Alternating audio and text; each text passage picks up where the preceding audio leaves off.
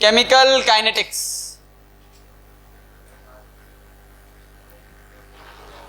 ठीक है,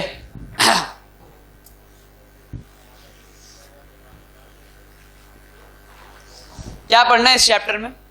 kinetics word का मतलब क्या? Kinetics, what do we mean by kinetics? Kinetics word से क्या तात्पर्य है? काइनेटिक वर्ड का मतलब क्या है? Related to speed, speed, motion, कितना टाइम लगता है, कितना डिस्प्लेसमेंट, स्पीड, मोशन। तो केमिकल काइनेटिक्स मतलब what do you mean by chemical kinetics? जो रिएक्शंस है, रिएक्शन किस गति से हो रहा है, रिएक्शन किस स्पीड से हो रहा है, वो हम लोग इस चैप्टर में पढ़ेंगे कि रिएक्शन का रेट क्या है, कितना, किस रेट से रिएक्टेंट कंज्यूम हो रहा है और किस रेट से प्रोडक्ट्स फॉर्म हो रहा है। केमिकल में था कि कब जाके रुक जाएगा, कितना फॉर्म हो के रुक जाएगा, कब जाके एक इक्विलिब्रियम अचीव हो जाएगा कि हाँ यही कंसंट्रेशन, इसके आगे कुछ नहीं होगा, कितना आगे जाएगा, कितना प्रोडक्ट उसमें था, कितना रिएक्टेंट कंज्यूम होगा, कितना प्रोडक्ट बनेगा, फिर रिएक्शन रुक जाएगा। इसमें है कितना जल्दी कंज्यूम होगा, कितना जल्दी बनेगा। तो डिफरेंस है, बट दोनों इंटर रिलेटेड है। हो सकता है कोई रिएक्शन का इक्विलिब्रियम कांस्टेंट बहुत बड़ा हो, मतलब बहुत ज्यादा ही प्रोडक्ट्स बनना पड़ेगा तब वो इक्विलिब्रियम में आएगा, बट उसका जो रेट कांस्टेंट है chemical kinetics is very fast, तो रिएक्शन इक्विलिब्रियम बहुत जल्दी अचीव कर जाएगा। ऑल्दो उसको इक्विलिब्रियम अचीव करने के लिए बहुत ज्यादा कंसंट्रेशन ऑफ प्रोडक्ट्स चाहिए। अब एक रिएक्शन है जिसका इक्विलिब्रियम कांस्टेंट छोटा है, जो कम कंसंट्रेशन में इक्विलिब्रियम अचीव कर जाएगा, बट उसका काइनेटिक्स बहुत स्लो है, बहुत धीरे धीरे हो रहा है रिएक्शन, तो उसको इक्विलिब्रियम अचीव करने में ज्यादा टाइम लगेगा। तो दोनों बहुत इंटररिलेटेड टॉपिक्स है, बहुत इंटररिलेटेड है कि इक्विलिब्रियम का स्टडी के लिए काइनेटिक्स पता होना चाहिए, काइनेटिक्स के लिए इक्विलिब्रियम पता होना चाहिए, और किसी भी केमिकल सिस्टम को डिफाइन करने के लिए हमको उस केमिकल सिस्टम का इक्विलिब्रियम भी पता होना चाहिए, उसका इक्विलिब्रियम क्राइटेरियाज, और उसका काइनेटिक्स भी पता होना चाहिए। ठीक है, तो इस चैप्टर में बेसिकली हम लोग डील कर रहे हैं कि रेट ऑफ रिएक्शन क्या होगा, किस रेट से रिएक्टेंट्स कंज्यूम हो रहा है और किस रेट से प्रोडक्ट्स फॉर्म हो रहा है, ये हम लोग को जानना है। लिखो, this chapter deals with the rate of a process, the time of completion of a process, factors affecting the rate of a process, and the determination of mechanism of a process. ठीक है, तो इस chapter का theme क्या समझ में आ गया? इसमें लोग क्या क्या करना होगा, प्रोसेस किस रेट से हो रहा है, कब जाके खत्म होगा, ये जानना है। फिर क्या क्या फैक्टर्स में क्या करने से, सपोज करो तुमको कोई केमिकल सिस्टम डिजाइन करना और इस रिएक्शन को फास्ट करवाना है, तो ऐसा क्या चेंज कर सकते सिस्टम में कि रेट फास्ट हो जाए, क्या चेंज कर सकते जिससे रेट फास्ट हो जाए। और फाइनली हम लोग मैकेनिज्म डिटरमाइन करना सीखेंगे कि प्रोसेस किस मैकेनिज्म से हो रहा है, उसका रेट स्टडी करके मैकेनिज्म बताना तरीका है। लास्ट थीम है टॉपिक का, लास्ट में देखेंगे। तो रेट के हिसाब से हम लोग प्रोसेस को, रिएक्शन को 3 कैटेगरी में क्लासिफाई कर सकते हैं, fast reactions, slow reactions, moderate reactions. Fast मतलब जो बहुत जल्दी खत्म हो जाए या इक्विलिब्रियम जल्दी अटेन करे। Time scale is 10 to the power -1 to 10 to the power -6 seconds। Slow reactions 1 दिन लग सकता है, 2 दिन लग सकता है। ठीक है, अब वो कोई वैसा टाइम स्केल डिफाइन नहीं है कि 2 दिन, हो सकता है किसी रिएक्शन में 2 महीना लग जाए, वैसा भी हो सकता है। मॉडरेट रिएक्शन मतलब average time, 5 minute, 10 minute, 15 minute, 20 minute, आधी घंटा, 1 घंटा, 2 घंटा, वैसा। मतलब टाइम स्केल डिफाइन कर लो कि fast is in seconds, slow is in hours से भी आगे डेज में भी, and medium is in, medium में मॉडरेट बोलेंगे, इज इन मिनट्स या सम आवर्स। ठीक है, लिखने का दरकार नहीं है। तो अब जब रिएक्शन का स्टडी करेंगे तब सबसे इंपॉर्टेंट बात आता है कि रिएक्शन कितने स्टेप में कंप्लीट हो रहा है। अगर रिएक्शन ज्यादा स्टेप ले रहा है तो हो सकता है वो ज्यादा टाइम ले, पहला स्टेप हुआ, दूसरा स्टेप हुआ, फिर तीसरा स्टेप हुआ, ज्यादा टाइम ले सकता है। हो सकता है ना कोई रिएक्शन ऐसे हो रहा है कि पहले था A + B gives C + D, ऐसा कोई रिएक्शन, एकदम सिंपल। हो सकता है कि ये डायरेक्टली हो जाए, A और B भिड़े C + D बन जाए। ठीक है, या ऐसा हो सकता है कि पहले A + B AB बना होगा, फिर ये AB टूट के C + D बना होगा। 2 स्टेप में हो सकता है, 2 स्टेप में हो सकता है। तो जो रिएक्शन एक से ज्यादा स्टेप ले उसको हम लोग बोलते हैं कॉम्प्लेक्स रिएक्शंस। जो रिएक्शन एक से ज्यादा स्टेप ले उसको हम लोग बोलते हैं कॉम्प्लेक्स रिएक्शन। जो एक स्टेप में खत्म हो जाए उसको हम लोग बोलते हैं एलिमेंट्री रिएक्शंस। जो एक स्टेप में खत्म हो जाए उसको हम लोग बोलेंगे एलिमेंटरी रिएक्शंस, और ये है हम लोग का कॉम्प्लेक्स रिएक्शंस। ये लिख लो बात, लिखो। एक एग्जांपल लेते, ठीक है। ओजोन कन्वर्ट हो रहा है किसमें? ऑक्सीजन में। तो क्या लगता है ये एक स्टेप में हो जाएगा कि इसको 2 स्टेप लगेगा? क्या लग क्या रहा है? देख के मन में कुछ आ रहा होगा, मन की आंखों से दिख रहा होगा कुछ कि एक स्टेप में हो जाएगा ये, कि ओजोन का कुछ स्ट्रक्चर है वो टूटेगा, फिर कुछ एक ऑक्सीजन, ओजोन में 3 ऑक्सीजन है, ये वाला निकल के चला जाएगा। देख पा रहे हो मन की आंखों से कि बनाए? यहाँ पे एक ऑक्सीजन ये निकल जाएगा, फिर ये वाला जाके किसी और से जुड़ के बनेगा। देखते हैं पहले क्या हुआ। ओजोन था, ये टूट के बनाया क्या? O2 प्लस नेसेंट ऑक्सीजन, ठीक है। ऐसा क्यों हुआ होगा? टेम्परेचर कंडीशन ऐसा रहा होगा, टेम्परेचर प्रेशर कंडीशन, कि वो उसको तोड़ दे एक बॉन्ड को, क्योंकि ऑक्सीजन अपने आप में भी खुश है। अब ये हम लोग को पता है nascent oxygen will be highly reactive, तो ये जो बचा हुआ ओजोन से जब रिएक्ट किया, ये बना दिया 2O2, ठीक है। तो ये कैसा रिएक्शन है? ये हम लोग का overall reaction, this is our overall reaction. अब this overall reaction can be multi step और सिंगल स्टेप। इसका कोई मैकेनिज्म होगा जो तुम लोग को बता दिया जाएगा, या डेटा ऐसा दिया जाएगा कि तुम लोग मैकेनिज्म निकाल सको, ठीक है। जो भी है, this is the overall reaction. ये हम लोग को पता है कि रिएक्शन ऐसा हो रहा है कि इनिशियल प्रोडक्ट्स, इनिशियल रिएक्टेंट्स कुछ लिया गया है, फाइनल प्रोडक्ट्स बना के दे दिया गया है।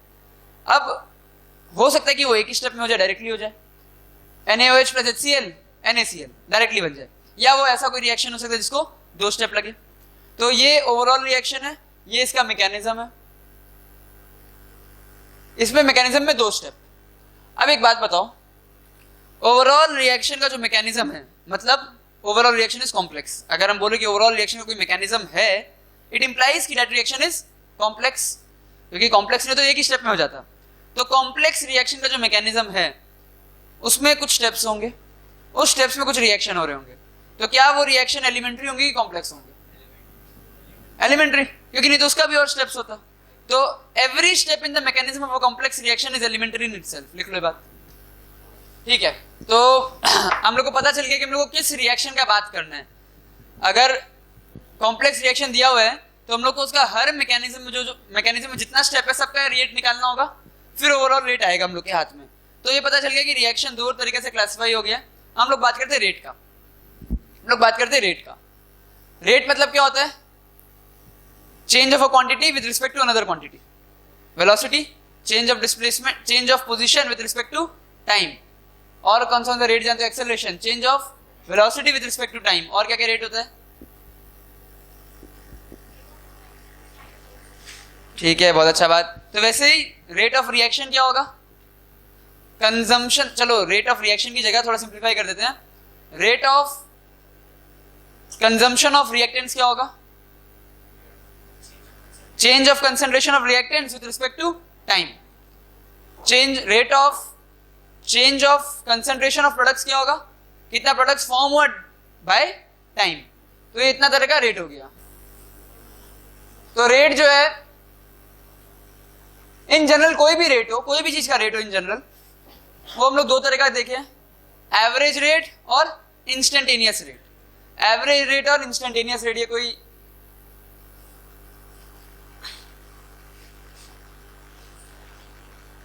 सपोज करो कुछ ऐसा कहानी है, ठीक है। ये कंसंट्रेशन है और ये टाइम एक्सेस है। तो ये बताओ, ये ग्राफ देख के क्या लग रहा है, ये किसका रेट होगा? रिएक्टेंट्स का कि प्रोडक्ट्स का?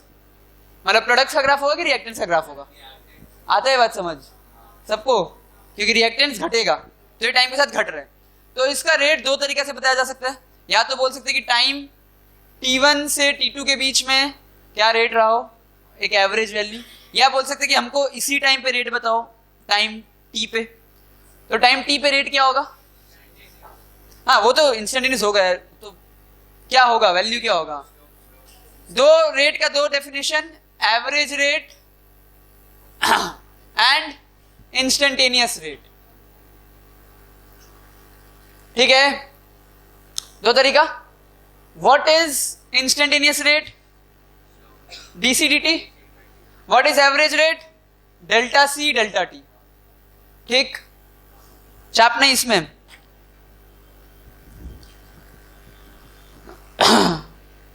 इसमें कुछ बताना है? ये समझ में आता है ना? इसमें कुछ लिखाने का दरकार नहीं मेरे हिसाब से. अब हम लोग आ जाते हैं केमिकल रिएक्शंस पे.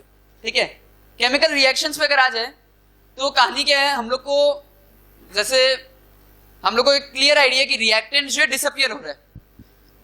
रिएक्टेंट जो है उनका वैल्यू कंसंट्रेशन घटेगा, बढ़ने का चांस नहीं है. तो जब रिएक्टेंट्स का हम लोग रेट का बात करते हैं उसका मतलब ये है कि we are talking about the rate of disappearance of the reactants. जब रिएक्टेंट्स का रेट का बात करें इसका मतलब ही कि rate of disappearance of reactants.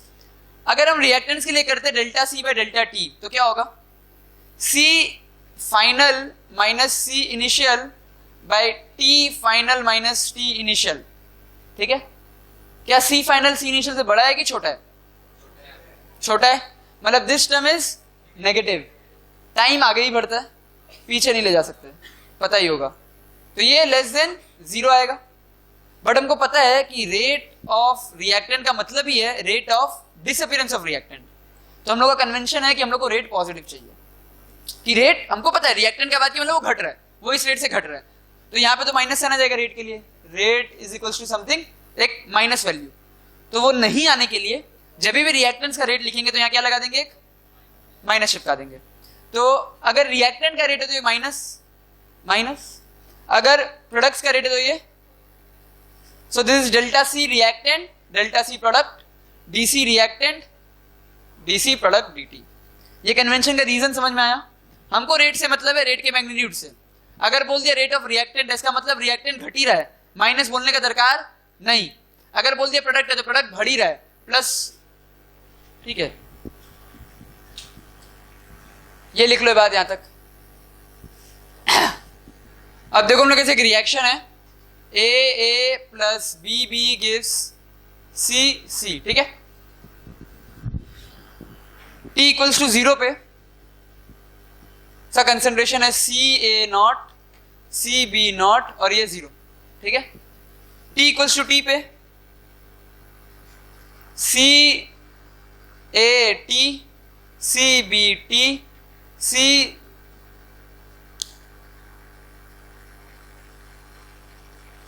D D T. ठीक है, ऐसा है. हो सकता है ऐसा, कुछ आप नहीं इसमें. तो हम लोग अब अलग अलग टाइप का रेट का बात करते हैं. ठीक है, क्या क्या रेट हो सकता है? एक रेट बोल सकता है rate of disappearance of A. Average rate का बात करें. ठीक है, rate of disappearance of A. अभी हम लोग बात करेंगे किसका? Average rates. तो ये क्या होगा? What is rate of disappearance of A? C A T minus C A not by T minus zero. ठीक है, यहां पे एक नेगेटिव साइन चिपका दो, पॉजिटिव हो जाएगा. बोलो कोई दिक्कत? ये ऐसे लिख सकते हैं माइनस डेल्टा सी ए अपॉन टी. डेल्टा सी ए क्या हो जाएगा? ये. ठीक, क्या था? रेट ऑफ डिसअपियरेंस, इसलिए माइनस चिपका के उसको क्या बना दिए? पॉजिटिव. ये क्वांटिटी नेगेटिव है, ये इसको पॉजिटिव बना दे रहे हैं. Rate of disappearance of B, ये क्या हो जाएगा? Minus delta C B times T. अब आ जाता है rate of appearance of D, कि ए जो है सॉरी डी जो है किस रेट से अपीयर हो रहा है. तो क्या होगा? Delta C D by T. ये क्या हो गया? D T minus zero by T. ये पॉजिटिव है अपनी यहाँ पे, तो हमको इसमें कोई माइनस प्लस चिपकाने का दरकार नहीं है. ठीक, यहां तक कोई दिक्कत? तो ये हो गया एक एक स्पीशीज का रेट, कि इस रिएक्शन में ये स्पीशीज किस रेट से बढ़ रहा है, ये स्पीशीज किस रेट से आगे जा रहा है, ये किस रेट से घट रहा है. ये निकाल लिए. कैसे निकाल सकते हैं? डेटा होगा ही हम लोग के पास. जब रिएक्शन करा रहे हैं तो हमको पता है कि ये स्पीशीज इस टाइम पे कितना बचा है, ये कितना बचा है, वो निकाल सकते हैं. सिंपल है ना? अब हम लोग बात कर रहे हैं कि जो रिएक्शन है, what is the rate of the reaction. ये जो ओवरऑल रिएक्शन है इसका रेट क्या है? What is the rate of this reaction? तुम्हारे पास इसका रेट है, किसका? एक एक प्राणी का रेट है कि ये प्राणी किस रेट से कम हो रहा है, ये प्राणी किस रेट से बढ़ रहा है। ये जो रिएक्शन है किस रेट से आगे भाग रहा है वो बताना है कि पूरा रिएक्शन किस रेट से भाग रहा है। इसका रेट कुछ अलग आएगा क्योंकि ये अलग वैल्यू, ये अलग वैल्यू, ये अलग, ये अलग, ये अलग, इन सबका रेट अलग अलग आया। तो इसका रेट क्या होगा वो कैसे निकालेंगे? इसका रेट तो एक यूनिक वैल्यू होना चाहिए कि रिएक्शन इस रेट से भाग रहा है। सपोज करो इस रिएक्शन का रेट है R, ठीक है, इस रिएक्शन का रेट है R, ठीक है। तो इस रिएक्शन में एक यूनिफॉर्म रेट से जा रहा है, ठीक है। तो what will be the rate of B, मतलब A का रेट क्या होगा? अगर इस रिएक्शन का रेट R है तो what will be the rate of disappearance of A, small a times R। ये बात फील हो रहा है? अगर रिएक्शन A R रेट से जा रहा है तो A किस रेट से फॉर्म होगा? स्मॉल a टाइम्स R, क्योंकि रिएक्टेंट मतलब रिएक्शन मतलब सबका एक एक मोल के लिए, पर मोल। रेट ऑफ रिएक्शन मतलब पर मोल ऑफ एवरी स्पीशीज। तो ये किस रेट से जाएगा? A times R, A times R। Feel हो रहा है बात? ये दिक्कत है। रिएक्शन एक रेट से जा रहा है, उसका एक एक स्पीड। अच्छा ऐसे सोचो, B का रेट क्या होगा? Rate of disappearance of B, B times R। Reaction एक पूरा एक ब्लॉक है, वो R रेट से जा रहा है, उसका एक एक स्पीशीज का क्या रेट होगा? जो स्टोइचियोमेट्रिक कोएफिशिएंट से मल्टीप्लाइड है वो, कि वो B टाइम्स फास्ट होगा उससे, ये A टाइम्स होगा। फील हो रहा है? जो स्टोइचियोमेट्री में भी करते थे कि अगर इसका एक मोल कंज्यूम हो तो इसका B by A times. Reaction में अगर टोटल एक मोल 5 मोल इसका कंज्यूम, इसका A मोल्स कंज्यूम हो तो इसका कितना होगा? B moles. तो अगर इसका रेट 1 है तो ये A टाइम्स, ये B टाइम्स, जो स्टोइचियोमेट्री में करते थे। फील हो रहा है? तो वैसे ही रेट ऑफ C क्या होगा? D क्या होगा? D times R। तो what is R? R will be ROD, rate of A by A। ROD of B will be, sorry, हाँ ठीक है, होगा ये। तो हम लोग लिख सकते हैं, ध्यान से समझना ये बात। Rate of reaction is equal to rate of appearance अथवा disappearance of a species divided by its stoichiometric coefficient। तो हम लोग ऐसा लिख सकते हैं कि minus of 1 by A dA dt will be equal to minus of 1 by B dB dt is equals to 1 by D dd dt।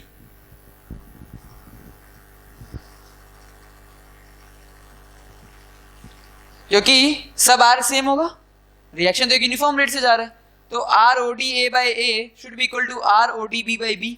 Minus क्यों चिपका है? क्योंकि रिएक्टेंट में माइनस चिपकाते हैं, नहीं तो पता चला ये पॉजिटिव, ये नेगेटिव और ये पॉजिटिव, माइनस चिपका के इसको भी पॉजिटिव कर दिए।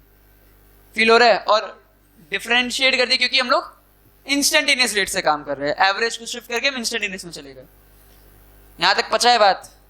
पूरा एकदम अच्छे से दिख रहा है, मन से आ रहा है कि हाँ ऐसा ही होगा, दिख रहा है मन की आंख से, तब तो आगे बढ़ेंगे, क्योंकि इसके बाद तो इजी है। देख लो इसको अच्छा से, जमा लो, फील कर लो, लिख लो, डाउट हो तो पूछ लो। हाँ, इंस्टेंटेनियस मोर एक्यूरेट। तुमको एक पर्टिकुलर इंस्टेंट में वैल्यू चाहिए, इसको इंटीग्रेट कर देगा तुमको टाइम एवरेज मिल जाएगा।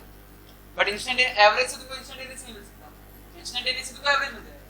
तो वैसा ही रखो ना, जो सारा नॉलेज है, टाइप ऑफ रेट से थोड़ी ना फर्क पड़ रहा है, रेट तो रेट है, रिलेशन जो मैथमेटिकल रिलेशन तो यही रहेगा, इंस्टेंटेनियस हो जाए एवरेज।